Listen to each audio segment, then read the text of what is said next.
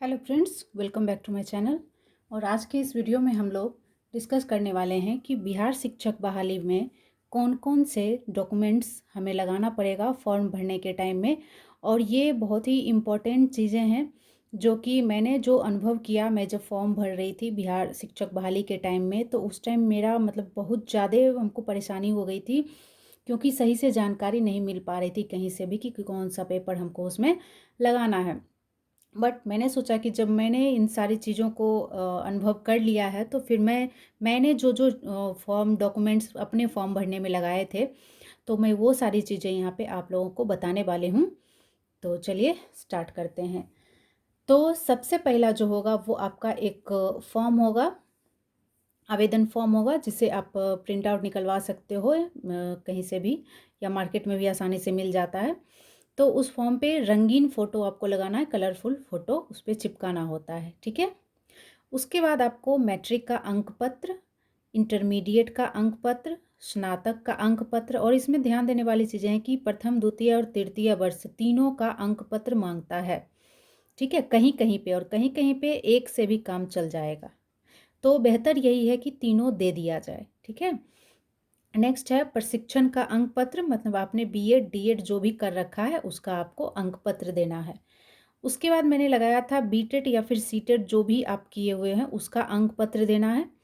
फिर मैट्रिक का मूल प्रमाण पत्र देना है, इंटर का मूल प्रमाण पत्र, स्नातक का मूल प्रमाण पत्र।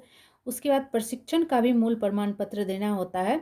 और अगर मूल प्रमाण पत्र नहीं हो तो वैसी स्थिति में आप प्रोविज़नल भी दे करके काम चला सकते हो, कोई दिक्कत की बात नहीं है। बाद में आप ज़रूरत के टाइम में, बाद में आप कभी भी उसको ऐड कर सकते हो। फिलहाल प्रोविज़नल दे करके आप भर सकते हो फॉर्म, कहीं से कोई परेशानी नहीं है उसमें, ठीक है।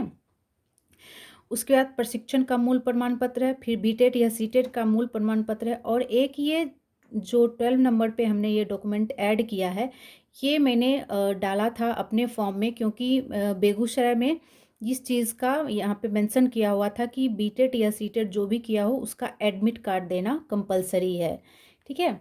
तो यहाँ पे मैंने ये भी डाला था, यहाँ पे नहीं, मैंने समस्तीपुर, दरभंगा, मतलब जितने भी जगहों से फॉर्म भरा वहाँ पे बीटेड सीटेड या सीटेड जो भी हो उसका एडमिट कार्ड भी डाला था, ठीक है। उसके बाद जाति प्रमाण पत्र डालना होता है अगर रिक्वायरमेंट है तो। उसके बाद निवास प्रमाण पत्र तो एकदम नेसेसरी है सबके लिए। फिर आप अगर ईडब्ल्यूएस या किसी कैटेगरी में आते हो तो उसका भी प्रमाण पत्र देना होता है। और लास्ट में अगर स्वतंत्रता सेनानी के वंशज हो तो स्वतंत्रता सेनानी का प्रमाण पत्र उनके लिए देना होता है। एंड 17 नंबर में जो है वो आपको 2 स्व पता लिखित लिफाफा, मतलब अपना उस पर आपको पता लिखना है, ठीक है, अपना पता लिखना है उस, और 2 लिफाफे को इन सारे डॉक्यूमेंट के साथ ऐड कर देना है, ठीक है। तो ये सारे डॉक्यूमेंट्स आपको लगेंगे बिहार शिक्षक बहाली। अभी फ़िलहाल एनआईओएस का जो डेट शीट तो नहीं निकला है, लेकिन कुछ ही दिनों में वो निकलने वाला है। तो आप लोग ये सारे डॉक्यूमेंट्स रेडी कर लें पहले से ही, क्योंकि इसमें ये सारे डॉक्यूमेंट्स आपको लगने वाले हैं।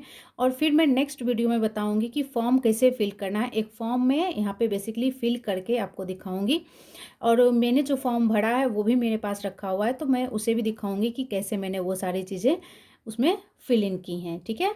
तो ये सारे जो डॉक्यूमेंट्स हैं ये सब आपको अभी से फ़ोटो स्टेट करवा के रख लेना चाहिए, क्योंकि कभी भी नोटिफिकेशन आ सकता है और कभी भी आप लोग को फॉर्म भरने की ज़रूरत पड़ सकती है। तो ये सारे डॉक्यूमेंट आप लोग रेडी कर लें। मिलते हैं नई जानकारी के साथ नए वीडियो में।